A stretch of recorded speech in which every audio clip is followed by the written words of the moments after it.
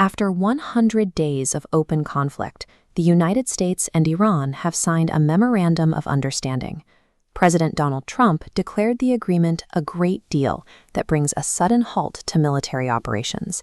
Yet, tomorrow morning, the Iranian national football team will wake up in a hotel in Tijuana, Mexico.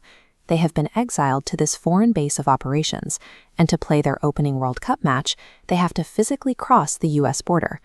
To get to the pitch, the players must navigate the San Ysidro port of entry. Wait times at this multi-lane choke point can stretch for hours, subject to unpredictable traffic and strict immigration procedures. The U.S. State Department has imposed a strict visa condition on the team.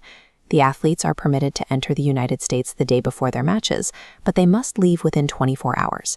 They are explicitly prohibited from remaining on U.S. soil overnight. This map illustrates the physical toll of that policy. From the Tijuana border crossing, the team has to drive 236 kilometers north to SoFi Stadium in Los Angeles. Because border wait times fluctuate wildly, the window between crossing into California and kickoff steadily shrinks. A delay at customs cuts directly into tactical preparation and physical warm-ups. The ink on a comprehensive peace agreement is barely dry, yet the opposing sports team is tightly managed as a top-tier security threat on an impossible physical leash. Up the highway in Los Angeles, the neighborhood of Westwood, often called Tehrangeles, is preparing for the team's arrival.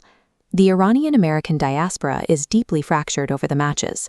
Some families plan to set politics aside and support the athletes, while opposition activists are organizing protests against the national team to condemn the regime's actions. The players are completely isolated. They are locked out by their host nation and protested by their own people. Scientific studies link frequent international travel right before a competition with an increased risk of muscle injuries. The Iranian squad will face well-rested opponents who sleep in hotels just minutes from the venue. Then there is the destination itself. SoFi Stadium is a sprawling, highly secure complex designed for polished international spectacle, sitting at the end of a grueling, uncertain commute. Before a single whistle blows, the athletes are navigating a geopolitical obstacle course built by the U.S. government and bracing for a deeply divided reception from the crowds in the stands. The 14-point memorandum outlines an immediate end to military operations, a 60-day ceasefire, and lifted naval blockades. As the map pulls back to the Strait of Hormuz, global oil transit resumes instantly. When energy markets are at stake, bureaucratic hurdles disappear overnight. But the U.S. State Department has not extended that diplomatic speed to the World Cup tournament. The rigid constraints placed on the athletes remain intact. Visas for 15 essential Iranian team staff members were flatly denied, severing a critical segment of the squad's medical and logistical support system right as the tournament begins.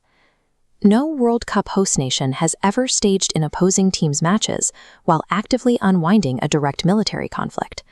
Diplomatic signatures can immediately unlock global oil checkpoints, yet the American bureaucratic machinery still processes 15 football staff members as if they were active combatants. Inside the stadiums, local activists are mobilizing. They plan to use the Group G matches as highly visible platforms to protest the government. These planned demonstrations are on a direct collision course with FIFA's strict zero-tolerance policy against any political messaging in the stands. Security personnel are briefed to confiscate unapproved flags and banners.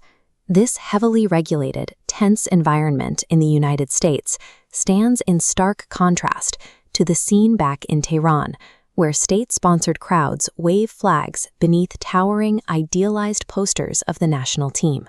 A football match explicitly designed by FIFA to unite the world is inevitably transforming into a highly regulated proxy battleground for a 100-day war. This tournament bracket highlights Iran's brutal 12-day sprint through Group G.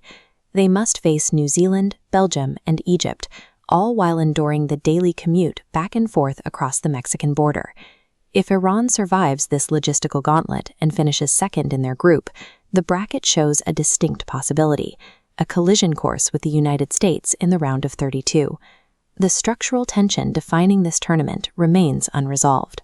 The sweeping peace treaty has been signed by the governments, while a militarized border is enforced against the players. A nation declared peace, yet enforces policies treating visiting athletes like threats. The match is tomorrow. The irony is already here.